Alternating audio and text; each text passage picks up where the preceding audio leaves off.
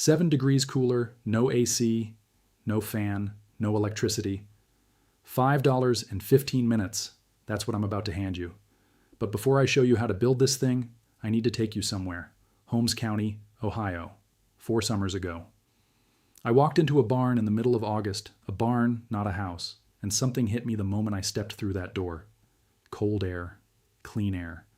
The kind of air that stops you mid-step because it doesn't make sense. I stood there for 20 minutes trying to understand what I was feeling.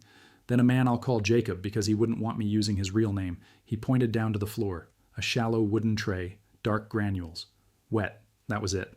That was the whole system. Now here's the part that should make you angry. What I'm about to show you isn't new. It isn't a hack some guy figured out in his garage. There's a city in the Iranian desert that's been inhabited for 7,000 years. 7,000. People were living comfortably there before Egypt built the pyramids. Summer temperatures hit 104 degrees regularly, and they weren't suffering through it. They were thriving because they understood something about air and water that we have completely forgotten. 700 of their cooling structures still stand in that city today. Some of them built in the 14th century, still working. Nobody fixes them. Nobody calls a repairman. They just work. And when Napoleon's army arrived in Egypt in 1798, his engineers, some of the most educated men in Europe at the time, they documented what they saw in detailed illustrations because they couldn't believe it. They considered these cooling towers to be among the greatest engineering achievements they had ever encountered, anywhere, ever. And then the world forgot about it. The material is called activated charcoal, not the briquettes you throw on a grill.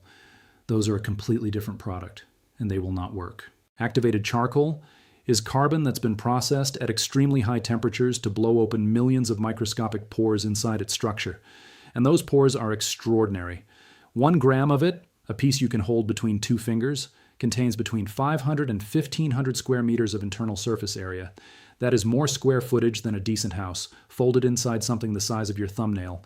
Here's the physics, and it's beautiful. When you saturate those pores with water and expose them to warm air, the water evaporates. Every gram of water that evaporates absorbs 539 calories of thermal energy from the surrounding air. That heat doesn't move across the room. It doesn't warm up the corner. It disappears from the air entirely. The air comes out the other side cooler. No motor, no compressor, no refrigerant, no electricity, no bill. It's the exact same thing your body does when you sweat. This is an opinion. In 2022, the Journal of Engineering and Applied Science documented a charcoal cooling system that started with 95-degree air and pushed out 75-degree air on the other side, a 20-degree drop, no electricity. In 2018, a separate research team published results showing a consistent 16-degree drop with humidity rising 36%, which tells you exactly what's happening. The water leaves the charcoal, enters the air as vapor, and steals the heat in the process. The Persians called these towers badgirs, wind catchers. The tallest one, still standing in Yazd, is over 109 feet tall, built to pull wind down from any direction and force it through the building below. At the base of those towers, they placed wet charcoal and clay vessels filled with water. The air was forced down, passed through those wet materials, and entered the living space cool and clean. Researchers from the University of New South Wales measured the performance. Buildings in Yazd with these towers maintained indoor temperatures 8 to 12 degrees Celsius cooler than the outside air during peak heat in a desert, with nothing but wind and water.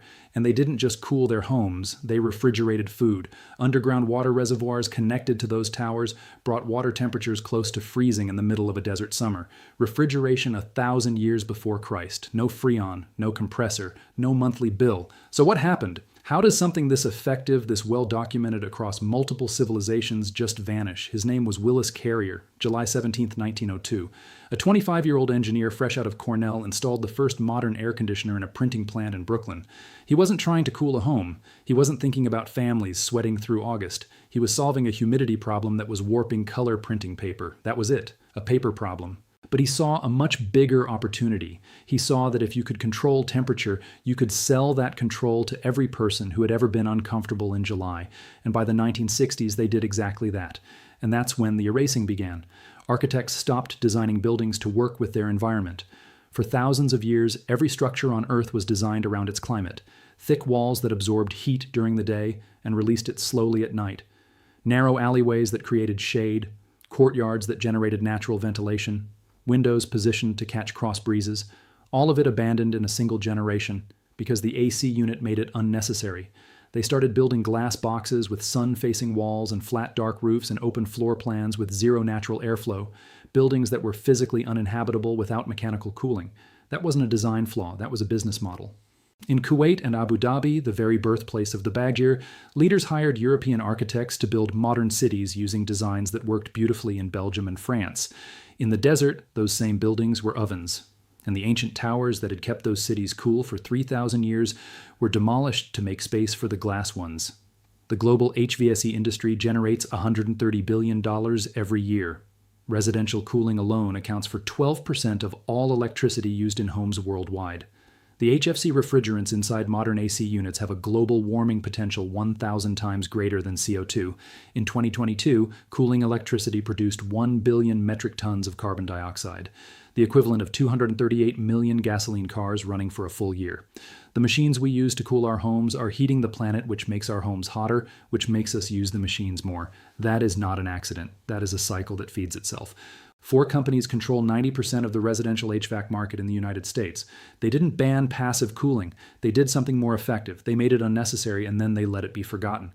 Now here's how you build this in 15 minutes. 1 bag of activated charcoal. The loose granule kind sold for aquarium filters. PetSmart, Petco, Amazon, $5 to $8. A shallow tray, a baking sheet, a plastic container, whatever you already have. Water from the tap, that's the entire list. Spread the charcoal 2 inches deep across the tray. Pour water over it until every granule is saturated. Wait 5 minutes. Drain off any standing water. You want it soaked like a sponge, not sitting in a puddle. 15 minutes total, and most of that is waiting. Now here's where people go wrong. Placement. Do not put the tray in the center of the room. Do not put it on a table. Do not put it near your chair. Put it on the floor directly beside the window or door where air enters the room. Every bit of air flowing into that space needs to pass across the surface of that wet charcoal before it reaches you. That positioning is the difference between 0 degrees of cooling and 7 degrees of cooling. The Persians understood this 3,000 years ago. They placed their cooling materials in the path of the airflow at the base of the tower. The charcoal is not air conditioning. It is an air treatment station. It works like a gate. Put it where air doesn't flow and you're cooling a 6-inch radius around the tray. Put it in the airflow path and the entire room benefits. Every morning, pour 1 cup of water over the charcoal, 30 seconds. Once a month, take the tray outside, spread the charcoal in direct sunlight for a full day. UV light resets it to full capacity. 1 bag lasts an entire summer. Next year, you spend another $5. Now I need to be straight with you because you've been lied to enough. The amount of cooling you get depends on where you live. In dry climates, West Texas, Arizona, the Great Plains, the temperature drop can be 13 to 18 degrees. That rivals a window unit. In humid climates, Ohio, the Gulf Coast, the Southeast, the realistic drop is 4 to 7 degrees. The physics haven't changed. When the air already carries a lot of moisture, there's less room for evaporation, and less evaporation means less cooling. Same limitation every evaporative cooler has, including the ones hardware stores sell for $200. The difference is theirs requires electricity and costs 40 times more. But let me put 4 degrees in perspective. 4 degrees in a bedroom in July is the difference between tossing and turning all night and actually sleeping. It's the difference between running your AC on high and barely running it at all. It costs you nothing after the first $5. And now the part nobody has published, the part I found buried in the research that genuinely changed how I think about this. The Persians didn't just use wet charcoal alone. Alongside the charcoal at the base of those towers, they placed unglazed clay vessels, simple terracotta pots filled with water. Terracotta is porous. Water slowly seeps through the walls and evaporates on the outer surface. That evaporation cools the pot. The cooled pot chills the water inside. The cooled air around the pot creates a localized zone of cooler, more humid air right at the base. And here is what researchers found when they measured it. The charcoal and the terracotta didn't just add their effects together. The cooler, humid air created by the pot actually improved the evaporation efficiency of the charcoal. The two systems fed each other in a chain reaction. The combined system outperformed either component alone by a margin the researchers described as disproportionate to expectation. The whole was greater than the sum of its parts, by a lot. A standard unglazed terracotta pot at any garden center costs $2 to $4. Fill it with water. Plug the drainage hole loosely with cloth so water seeps slowly through the walls. Place it right next to your charcoal tray in the same airflow path. The pot sweats. The charcoal evaporates. They feed each other. Total cost under $10. Total setup time 20 minutes. Total electricity required 0. Think about what you now know. A $5 bag of aquarium charcoal, a kitchen tray, a terracotta pot, and tap water can cool any room in your house without a single watt of electricity. This principle kept an entire city alive and comfortable in a desert for 7,000 years. It was documented by researchers at major universities, replicated independently by communities on 3 continents who had no contact with each other, and it was quietly erased in a single generation because the moment you know this, you need a $130 billion industry, a little less. And that is the one thing they cannot afford. Now I want your numbers.